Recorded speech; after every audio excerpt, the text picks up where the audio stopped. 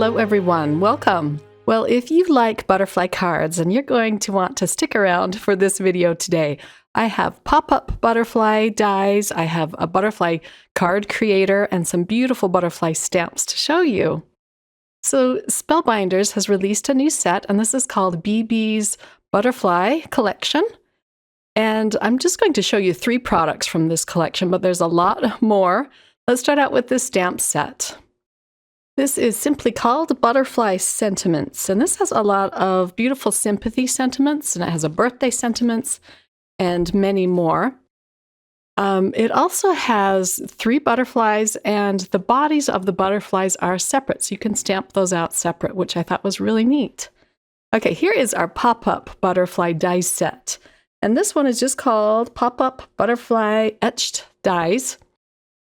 So these 2 dies cut out the wings, and then you'll cut it out again using the butterfly details die.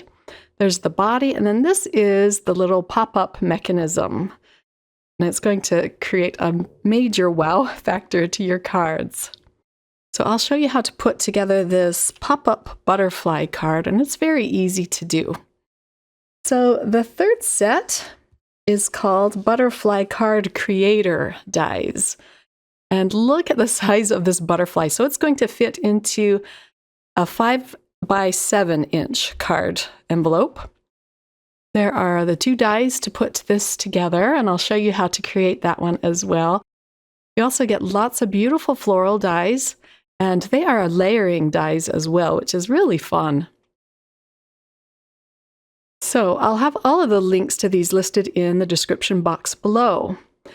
For the first card, I'm going to start off by using the Butterfly Card Creator dies and cut out a piece of mirror gold cardstock, as well as a piece of this pretty rose pattern paper cardstock, or pattern paper, not cardstock, it's very lightweight.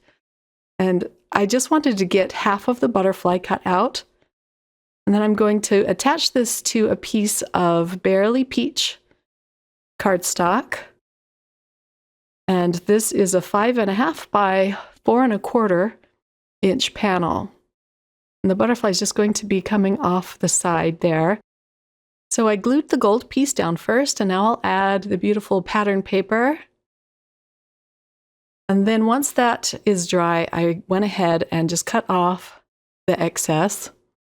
So the sentiment I chose to use says happy birthday to you, and it has really pretty fonts to it. They're different fonts. I love it when they do that. It adds just some really pretty interest to the sentiment and the card. But I'm going to stamp this right onto the corner of the Barely Peach cardstock using some VersaFine Onyx black ink and an acrylic block. So I like to stamp it out first on a piece of scrap paper, and then I can stamp it out onto the card panel. I'll kind of look over it to get it straight, and then gently rock it and hold it in place for a second, and then it just stamped out beautifully.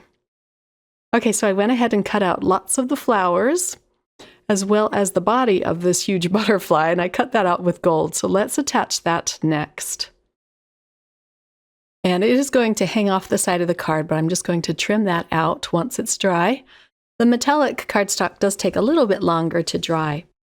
I'm going to put a few of these flowers together on camera to show you. Most of them I'll do off camera just for the sake of time, but I love this little daisy one.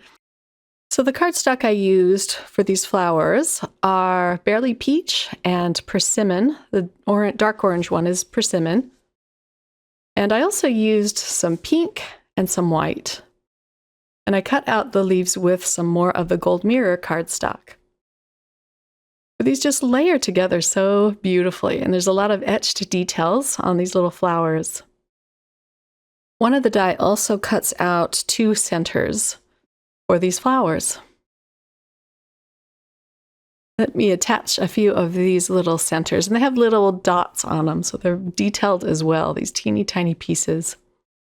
I wanted to pull in some pink cardstock just to add another pop of color besides all of the oranges and peaches. So I'm going to pop these up with foam squares. and add a little trio around the sentiment. And then I will add some of the gold leaves around. So let's attach the daisy last. And then I will glue on the leaves off camera. I also added a bunch of gold-fashion embellishments from Spellbinders. And here's a close-up look at the front of the card. Now, we are not done yet. This is just the front of the card. Next, we're going to work on the pop-up mechanism for the middle of the card. So I went ahead and created one off camera just to familiarize myself with it. Here's the die set again, and here is the little pop-up butterfly that I put together just to practice. Oh, it's so fun. It had such a nice surprise to the middle of your cards. Okay, so I'm starting out with a white card base. Again, this is 5.5 by 4.25. I'm picking out some pattern paper from Spellbinders, one of their previous card kits. I loved these little white clouds with the blue sky behind them. This is very thin weight. I would recommend a thin weight cardstock if you're going to attach it to the middle of your card. And I cut it down so it's a little bit smaller than the card base. I cut out my butterflies already. You see those up at the top there. This is with lightweight cardstock. It's 80 pound. I chose a lighter weight cardstock so that I wouldn't add too much bulk to the center of the card and so that it was more malleable and movable. Before I attach the butterfly, I'm going to add a little bit of color with some Distress Oxide inks. This first one is Dried Marigold, and then I'm going in with Ripe Persimmon. And then I'll add some picked raspberry to the centers of these wings. Once you put together one of these cards, you'll see how easy it is, and you can put together a bunch of them really fast. So here's what they look like all done. So for the wing details, you're going to want to snip off the extra cardstock. So there is a score line, and I'm just cutting along the score line on both of these wings. I'm going to leave it on the piece of Barely Peach cardstock, and I almost cut that off there. Picked up the wrong piece. But I decided to cut these out with Barely Peach cardstock just to make it easier to see on camera when I put this together. Otherwise, I would use a lighter weight cardstock. So let's glue down the second wing. And here is the mechanism. So you're going to fold it in half. You can use your bone folder to smooth the crease. And then once you have that done, you're going to make a little square on either side of your first fold. So let's bend. There's 2 more score lines there, and it makes a little box or a square, as you see there. We'll do the same thing to the other side. Keep bending them forward, like so. Okay, so let's attach the wings to these. You're going to attach it to the center, but first fold down the wings to your butterfly, or the tab to the wings. I'm going to add a little bit of glue on either side of this little, I'll call it a mountain that we're creating here, on top of the first fold. And then you're going to attach the tab of the butterfly onto one side of the mountain, and then here is the other side. And then I'm just going to pinch that in place until it dries. Now let's add a little bit of glue on either side of the next fold. And this is where we're going to attach it to the inside of the card. I'll put that in the crease of the center of the card and then just hold it down for a minute for the glue to dry. Then we're going to attach the smallest tab to the wings of the butterflies. And again, I'm using a little bit of glue on each tab. Kind of fold those over onto the backs of the wings and close the card.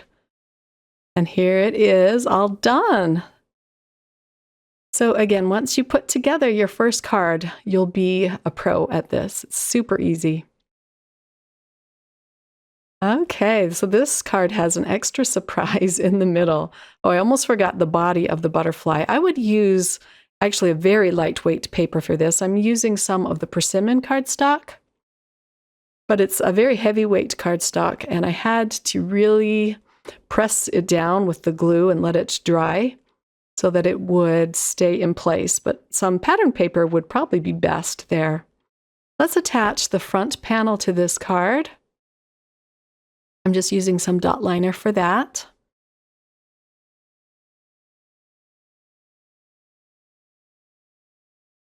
And then let me show you a close-up look. So here's the outside, and then the fun surprise on the inside. And you still have a place to write your birthday wishes or message to your recipient. These are super fun cards to make. And as you can see, the glue wasn't quite dry yet, so I'm going to have to close that up and let it be still for a little bit until it dries. Look at that dimension. On card number 2, we're going to make a butterfly-shaped card using these 2 ginormous butterfly dies. So I have a piece of 110-pound cardstock here, and I folded it in half. I'm going to tape down the largest of the 2 butterfly dies with a little bit of yellow tape. So the tops of their wings are going to overhang on the folds of this piece of cardstock. And I definitely want to tape these down so that it doesn't shift when I run it through my die cutting machine. I had to run this through twice because this is very thick, heavyweight cardstock, but it just cut out beautifully. So here's what it looks like when it opens. And then I cut out another piece with the largest butterfly die just to hide the flat edges on top of the card base. So this is a piece of pink cardstock that I cut out with the smaller of the 2 dies, and I'm just adding a little bit of color to it with some picked raspberry. This will add some interest to the little floral arrangement that I'm going to create on the front of this card. Okay, so next we're going to start putting our flowers together. This time I'm using hot pink and gold and white. A lot of these flowers, I'm going to use a little bit of the picked raspberry in the centers, just to add more interest to these flowers. But as you can see, I cut out a lot so that I could create extra cards later on. So here's where I'm adding some color with the picked raspberry to the center of this layering piece. I cut out the body with some heavyweight white cardstock, and I think it's important to use the heavy weight on this as well. I cut it out twice and glued it together just to layer it up and make it even more substantial and stiff. I'll attach the pink cardstock onto the white panel next. And then the fun part, you get to start creating your beautiful bouquet on your butterfly. Oh yes, and make sure to put the body down first. A few of these flowers are going to overlap the body of this butterfly. So I'm going to start with my greenery and attach a bunch to the, mostly I'm just decorating the right side of this butterfly, and I cut this out with Peridot and Rainfall. These are both cardstocks from Spellbinders. I cut out the little butterfly from this set as well, and I'm going to attach the little mini butterfly right there. Most of these flowers I am popping up with foam squares. And then once I have my arrangement done, I'll glue it to the card base. I don't often create shaped cards like this, but I just loved this butterfly shape. The sentiment says, "Sending prayers." I stamped that out with my VersaMark ink and heat embossed it with white embossing powder onto a piece of black cardstock. Let's attach a few gems, or actually quite a few gems next. This set is called Aura. They're a really pale yellow, almost like a goldish yellow. They're really pretty. And here's a close-up look at the finished card. You'll definitely want to put that in a padded envelope or even hand deliver it to somebody, but it will require a larger envelope than your regular A2 sized envelopes.